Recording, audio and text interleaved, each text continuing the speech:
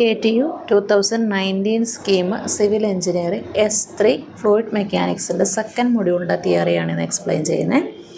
First types of channel flow, steady flow and unsteady flow. Steady flow എന്ന് പറഞ്ഞാൽ velocity, discharge, displacement തുടങ്ങിയ factors ഒന്നും ടൈമിനനുസരിച്ച് change ചെയ്യുന്നില്ല എങ്കിൽ സ്റ്റഡി ഫ്ലോ, ചേഞ്ച് ചെയ്തുകൊണ്ടിരിക്കുകയാണെങ്കിൽ അൺസ്റ്റഡി ഫ്ലോ. സെയിം ഫാക്ടേഴ്സ് തന്നെ ഡിസ്റ്റൻസിനനുസരിച്ച് ചേഞ്ച് ചെയ്യുന്നില്ലെങ്കിൽ യൂണിഫോം ഫ്ലോ, ചേഞ്ച് ചെയ്തുകൊണ്ടിരിക്കുകയാണെങ്കിൽ non uniform flow. Non uniform flow തന്നെ രണ്ട് ടൈപ്പ് ഉണ്ട്. റാപ്പിഡ്ലി വേരിഡ് ഉണ്ട്, ഗ്രാജുവലി വേരിഡ് ഉണ്ട്. റാപ്പിഡ്ലി വേരിഡ് എന്ന് പറഞ്ഞാൽ ഡെപ്ത് വളരെ പെട്ടെന്നായിരിക്കും ചേഞ്ച് ചെയ്യുക. ഗ്രാജുവലി വേരിഡ് എന്ന് പറയുമ്പോൾ ഡെപ്ത് വളരെ സ്ലോ ആയിട്ടായിരിക്കും ചേഞ്ച് ചെയ്യുന്നുണ്ടാവുള്ളൂ. ലാമിനാർ ഫ്ലോ എന്ന് പറഞ്ഞാൽ റെയ്നോൾഡ്സ് നമ്പറിൻ്റെ വാല്യൂ 600 താഴെയാണെങ്കിൽ ലാമിനാർ, 2000 മേലെയാണെങ്കിൽ ടർബുലൻറ്റ്, 600-നും 2000-നും ഇടയ്ക്കാണെങ്കിൽ അത് ട്രാൻസിഷൻ സ്റ്റേറ്റ്. ലാമിനാർ എന്ന് പറഞ്ഞാൽ ഒരു പാർട്ടിക്കിൾ വേറൊരു പാർട്ടിക്കിളിനെ ടച്ച് ചെയ്യാതെ പോകുന്നതാണ്. ടർബുലൻ്റ് എന്ന് പറയുമ്പോൾ പരസ്പരം മിക്സപ്പ് ചെയ്ത് ഒഴുകി പോകുന്നത്. ഇനി sub critical, critical and super critical flow. Fruits നമ്പറിൻ്റെ വാല്യൂ >1 ആണെങ്കിൽ അതിനെ സബ് ക്രിട്ടിക്കൽ എന്ന് വിളിക്കും. = 1 ആണെങ്കിൽ ക്രിട്ടിക്കൽ ആൻഡ് >1 ആണെങ്കിൽ നമ്മളതിനെ സൂപ്പർ ക്രിട്ടിക്കൽ ഫ്ലോ എന്ന് വിളിക്കും. അടുത്തത് കംപ്രസിബിൾ ആൻഡ് ഇൻകംപ്രസിബിൾ ഫ്ലോ. നമുക്ക് ഡെൻസിറ്റി, ഫോഴ്സ് അപ്ലൈ ചെയ്യുമ്പോൾ ഡെൻസിറ്റി ചേഞ്ച് ചെയ്യുവാണെങ്കിൽ അത് കംപ്രസിബിൾ ഫ്ലോ, ചേഞ്ച് ചെയ്യുന്നില്ല, എപ്പോഴും ഒരേ ഡെൻസിറ്റി മെയിൻറ്റെയിൻ ചെയ്യുവാണെങ്കിൽ അതിൽ incompressible flow. Rotation and rotation flow. Rotation എന്ന് പറഞ്ഞാൽ ഒരു സ്ട്രീം ലൈനിൽ കൂടെ പാസ് ചെയ്യുന്ന സമയത്ത് ഫ്ലൂയിഡ് പാർട്ടിക്കിൾസ് സ്വയം റൊട്ടേറ്റ് ചെയ്തുകൊണ്ടിരിക്കുകയാണെങ്കിൽ അത് റൊട്ടേഷണൽ ഫ്ലോ, അല്ലെങ്കിൽ ഇറൊട്ടേഷണൽ ഫ്ലോ. ഇനി 1 dimension, 2 dimension and 3 dimensional flow ഉണ്ട്. വെലോസിറ്റിക്ക് എക്സ് ഡയറക്ഷനിൽ മാത്രമേ കമ്പോണൻ്റ് ഉള്ളൂ എങ്കിൽ അത് 1 ഡയമെൻഷൻ, എക്സ് വൈ 2 കമ്പോണൻ്റ് ഉണ്ടെങ്കിൽ 2 dimension, X Y Z 3 component ഉണ്ടെങ്കിൽ 3 ഡയമെൻഷൻ. റേറ്റ് ഓഫ് ഫ്ലോ അഥവാ ഡിസ്ചാർജ് എന്ന് പറഞ്ഞാൽ ഒരു സെക്കൻഡിൽ എത്ര ക്വാണ്ടിറ്റി ഓഫ് വെള്ളമാണ് പാസ് ചെയ്തതെന്ന് വെച്ചാൽ അതിനെയാണ് നമ്മൾ ഡിസ്ചാർജ് എന്ന് വിളിക്കുക. കണ്ടിന്യൂറ്റി ഇക്വേഷൻ, 1 ഡയമെൻഷനിലെ കണ്ടിന്യൂറ്റി ഇക്വേഷനാണ് നമ്മൾ പറയുന്നത്. അത് പ്രിൻസിപ്പിൾ ഓഫ് കൺസർവേഷൻ ഓഫ് മാസിൻ്റെ ബേസിസിലാണ് പറയുന്നത്. നമ്മളൊരു പൈപ്പിൻ്റെ ഫിഗറാണ് കാണിച്ചിരിക്കുന്നത്. 2 section A1, first second section എടുത്തു. ഫസ്റ്റ് സെക്ഷനിലെ ഏരിയ A1 വെലോസിറ്റി V1, സെക്കൻഡിലെ area A2 velocity V2, density corresponding ρ1 ρ2 ആണെങ്കിൽ കണ്ടിന്യൂറ്റി ഇക്വേഷൻ അനുസരിച്ച്, അല്ലെങ്കിൽ കൺസർവേഷൻ ഓഫ് മാസിൻ്റെ ലോ പ്രകാരം ρ1 A1 = ρ2 A2 V2 ആയിരിക്കണമല്ലോ. അതാണ് കണ്ടിന്യൂറ്റി ഇക്വേഷൻ എന്ന് പറയുന്നത്. ഇനി ഇൻകംപ്രസിബിൾ ഫ്ലൂയിഡ് ആണെങ്കിൽ നമ്മൾ പറഞ്ഞു ഡെൻസിറ്റി സെയിം ആയിരിക്കും. അങ്ങനെയാണെങ്കിൽ ρ1 ρ2 ഈക്വൽ അല്ലേ. ഇപ്പോൾ ക്യാൻസൽ ചെയ്ത് കഴിഞ്ഞാൽ ബാക്കി A1 V1 = A2 V2 എന്ന് കിട്ടും. ഇതാണ് 1 ഡയമെൻഷനിലുള്ള കണ്ടിന്യൂറ്റി ഇക്വേഷൻ എന്ന് പറയുന്നത്. അടുത്തത് കണ്ടിന്യൂറ്റി ഇക്വേഷൻ 3D ആണ്. അപ്പോൾ അതിന് വേണ്ടിയിട്ട് നമ്മൾ എക്സ് വൈ ഇസഡ് ഡയറക്ഷൻ എടുക്കുകയാണ്. അതിൻ്റെ അകത്ത് വരുന്ന ക്യൂബിൻ്റെ ലെങ്ത് ആണ് dx dy dz. കറസ്പോണ്ടിങ് ആയിട്ടുള്ള വെലോസിറ്റിയാണ് u v w. ഇപ്പോൾ നമ്മൾ ആദ്യം ABCD എന്നുള്ള ഫേസ് പറയുകയാണ്.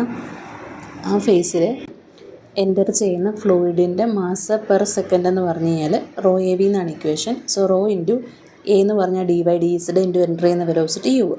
അത് തിരിച്ച് EFGH എന്ന് പറയുന്ന ഫേസിൽ കൂടെ ലീവ് ചെയ്യുമ്പോഴത്തേക്കും അവിടെ ചെറിയൊരു ചേഞ്ച് സംഭവിക്കും. സോ ആ വാല്യൂ ആണ് എഴുതിയിരിക്കുന്നത്. അപ്പോൾ എത്രയാണ് അതിനിടയ്ക്ക് വന്നിട്ടുള്ള ചേഞ്ച് അല്ലെങ്കിൽ ഗെയിൻ എന്ന് പറയാൻ രണ്ടിൽ നിന്ന് ഡിഫറൻസ് എടുത്താൽ പോരെ. അപ്പോൾ നമുക്ക് answer -∂x of ρ × u × dy dz dx എന്ന് കിട്ടി. സെയിം തന്നെ വൈ ഡയറക്ഷനിൽ നമുക്ക് എഴുതണമെങ്കിൽ ഡിനോമിനേറ്ററിൽ എക്സിന് പകരം വൈ ആക്കുക, യുവിന് പകരം വി കൊടുക്കുക വെലോസിറ്റി. അതുപോലെ ഇസഡ് ആകുമ്പോൾ എക്സിന് പകരം ഇസഡ് കൊടുക്കുക, യു എന്നുള്ളതിന് പകരം ഡബ്ല്യു കൊടുക്കുക. അപ്പോൾ നെറ്റ് ഗെയിൻ കിട്ടണമെങ്കിൽ ഇതെല്ലാം കൂടെ ആഡ് ചെയ്താൽ പോരെ.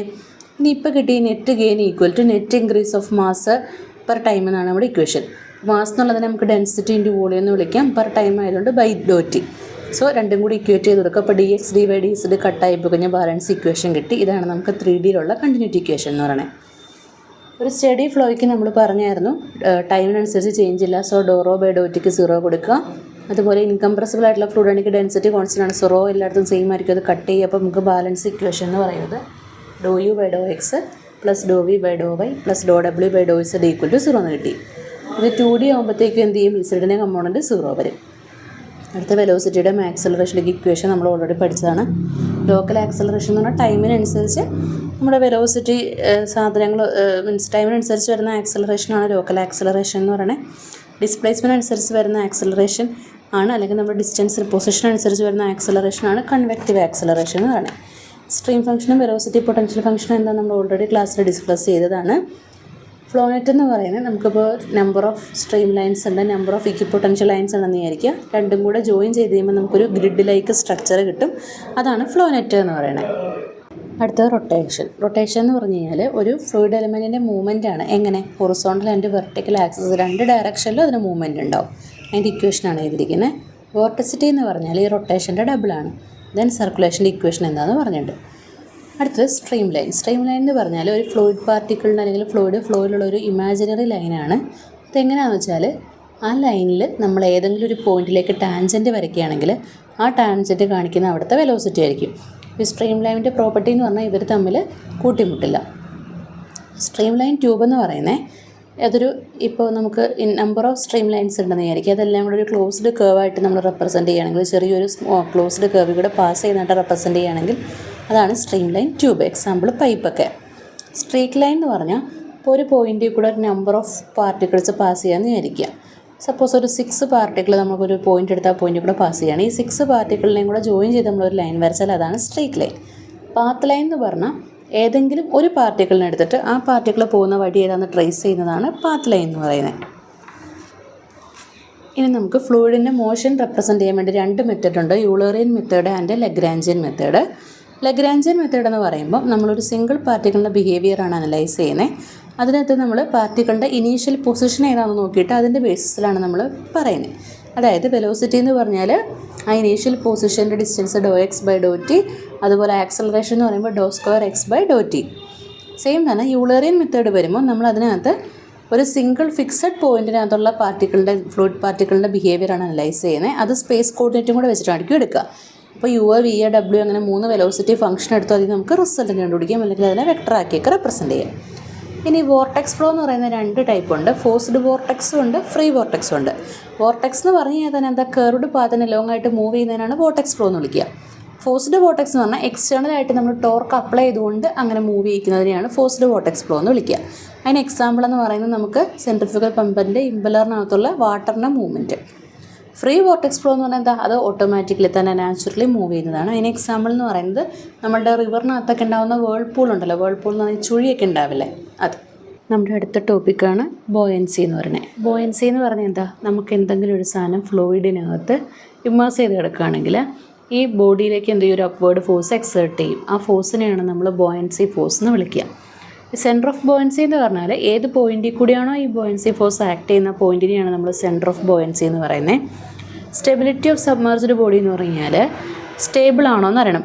സ്റ്റേബിൾ എന്ന് പറഞ്ഞാൽ എന്താണെന്ന് പറഞ്ഞാൽ ഇപ്പോൾ നമുക്കതിനകത്ത് നമ്മൾ ആ ബോഡിക്ക് എന്തെങ്കിലും ഡിസ്പ്ലേസ്മെൻറ്റ് കൊടുത്താലും അത് തിരിച്ച് അതിൻ്റെ ഒറിജിനൽ പൊസിഷനിലോട്ട് വരുന്നതിനെയാണ് സ്റ്റേബിൾ ആയിട്ടിരിക്കുക എന്ന് പറയുന്നത്.